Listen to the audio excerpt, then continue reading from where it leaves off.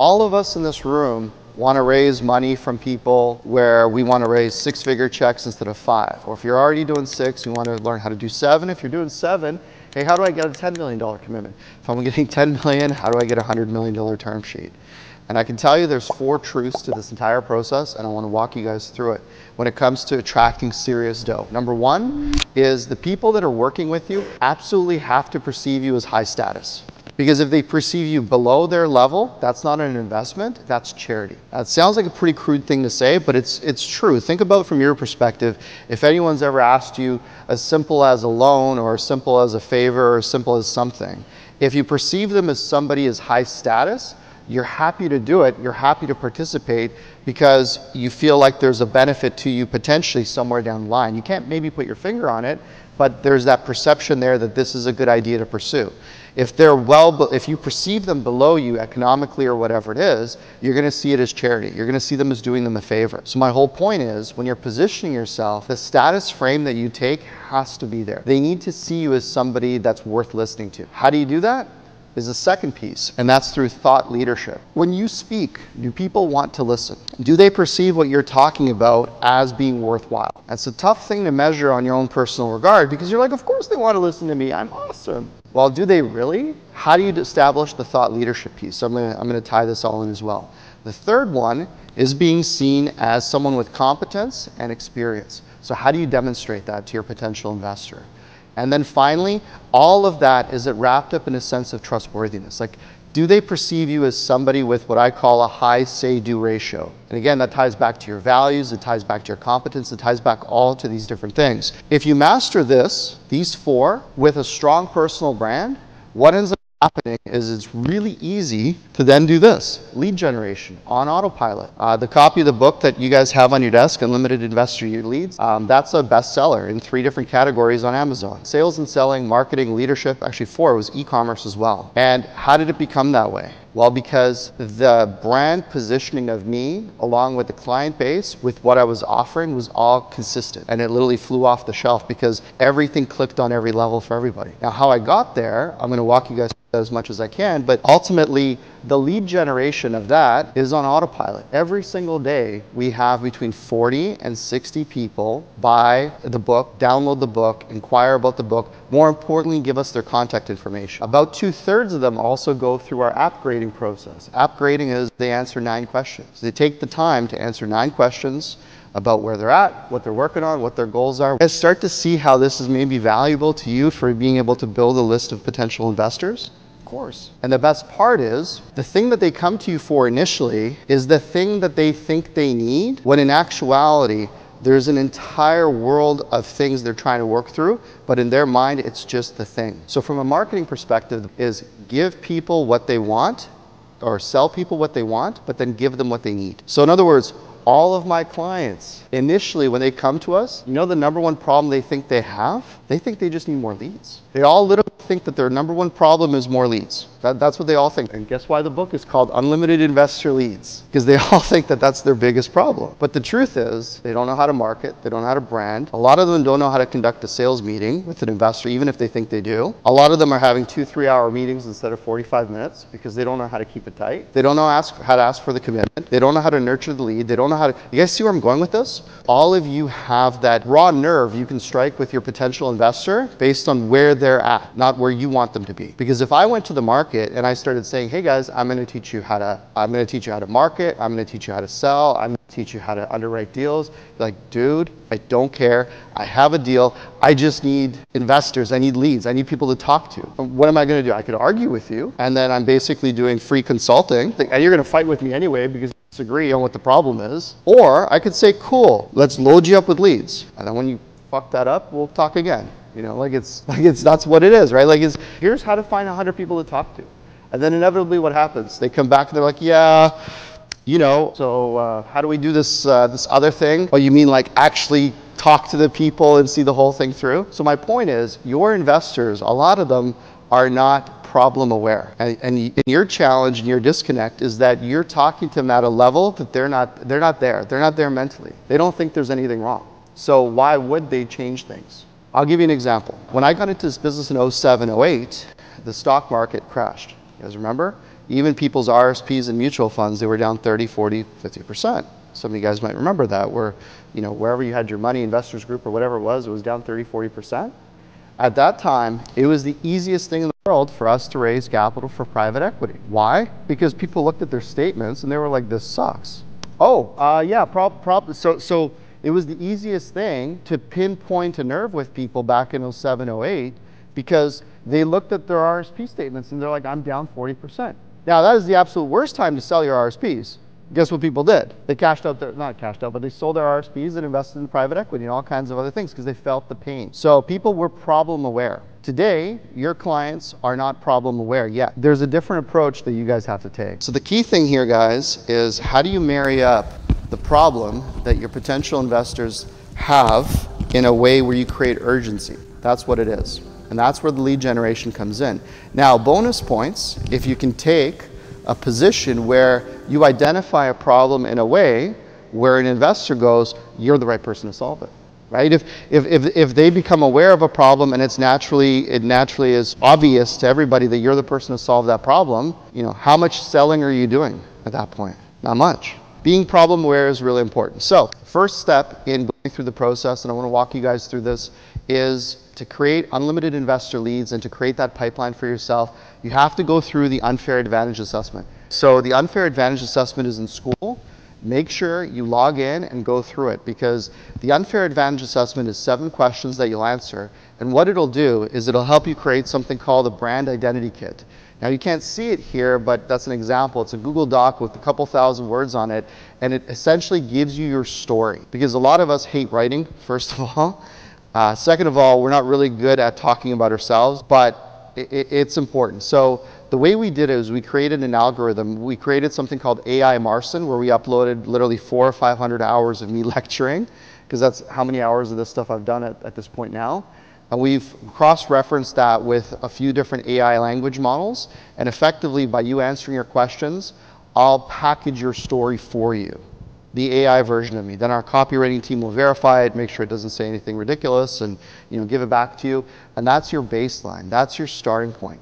Now, once you have your brand identity kit, the next step is creating a media kit.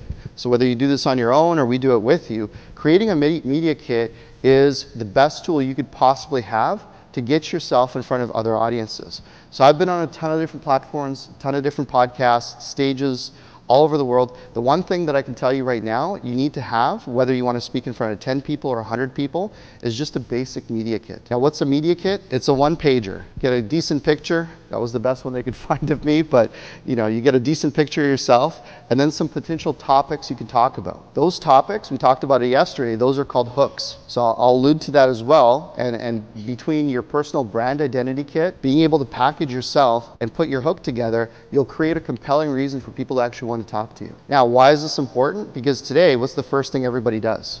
They meet you, they go on Google, they search you. It's the first thing they do. You search me, you'll find a ton of podcasts, a ton of stage appearances, a ton of different things. I did all of this consciously in the last 3 or 4 years. 4 years ago, I barely had, I think I had 3 LinkedIn accounts by accident.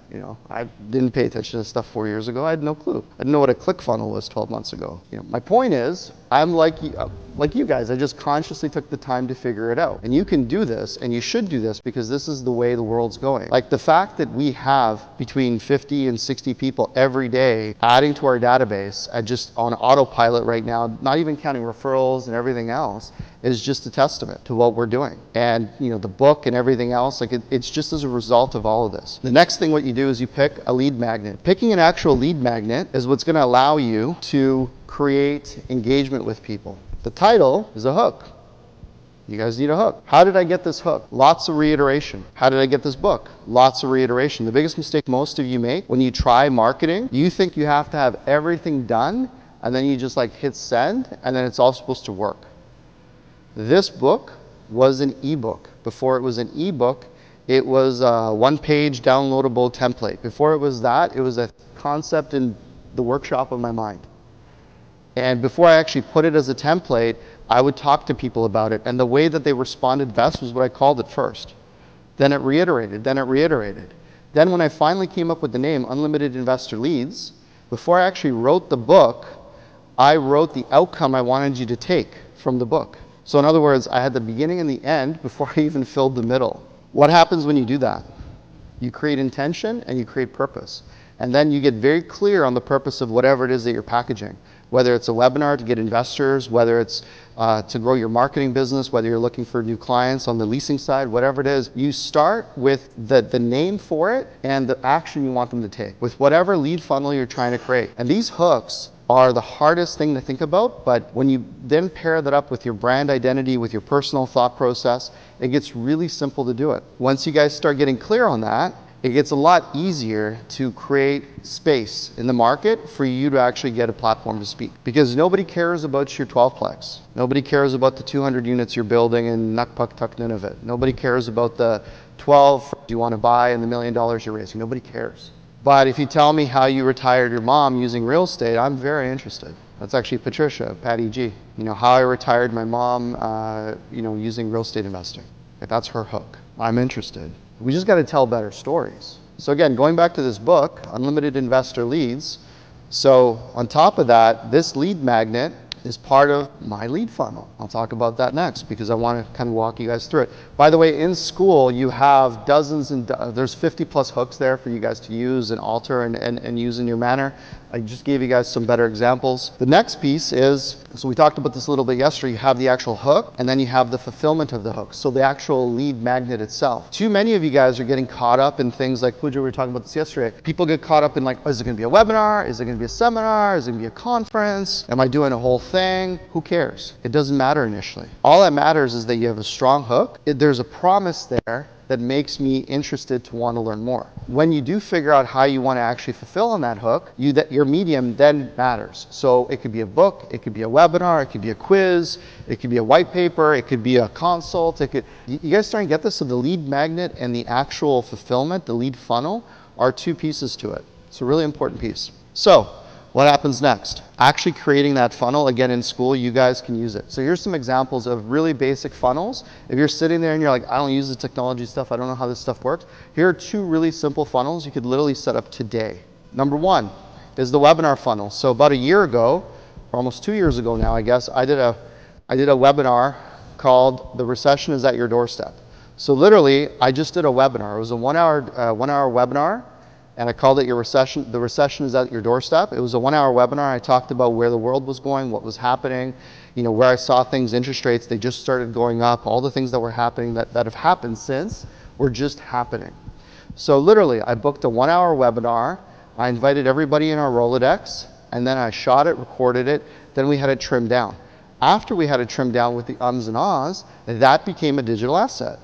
And because I shot it with the intention of making it a digital asset, I didn't say things that would make it old. So I didn't talk about, we're just getting ready for Easter, or blah, blah, blah. I didn't say things like this, right? I didn't shoot it with a Christmas tree in the background. I didn't, you think about how to make it evergreen because the intention is to use it for something else after. We attached a basic landing page. To get to the landing page, you gave us your contact. Through the contact information, you got the webinar. Through the webinar, you then ended up on the email sequence.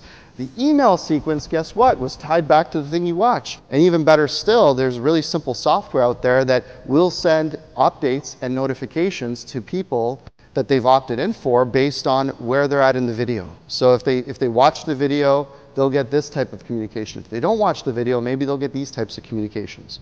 So on and so on and so forth. And this is a really simple funnel that all of you guys can set up literally within a day or two. It's a really good start. Another example is a book funnel. So again, the book, Unlimited Investor Leads. It's a funnel.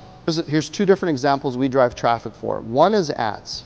You guys probably all seen the ad at least once or twice or 100 times. So we're very proud of that ad. It works really well. And that ad, when you click on that ad, literally you call out your audience. Are you a real estate investor looking to raise capital? I want to show you how to find unlimited investor leads. You've called me out. I'm a real estate investor. I want investors. I think my problem is on leads, right? Because you think, what am I going to say? Are you a real estate investor and you can't sell? Let me show you how to close more investors. Like, what am I, like maybe that'll work. I don't know, but I don't want to try it because that's not what people, first of all, that just creates such a negative loop, right? Because people don't think that you know, I'm a good salesperson, I can promote my deal. Like, I don't want to, that's not the problem they think they have, right? So another practical example of that is when you have Denise, her and Stuart, their offer is they do fixed income products with RSP mortgages, and a lot of their clients are retirement, looking for retirement. So I'm not saying they would do an ad, but if they did do an ad, it was like, hey, are you approaching retirement, looking to create some additional income? My name is Denise McPherson, yada, yada, yada, yada. That's interesting because you've called out, that's a good script, by the way, so you should use that. That's because you called out your audience, and immediately what pain are you solving for them? So many of you guys are just, like, because you're not clear on what outcome you want, it's difficult to tie everything back. And you end up like going to Pluto with the conversation. And then you're just struggling to bring everything back because you haven't pinpointed the start and the end. That's a big piece.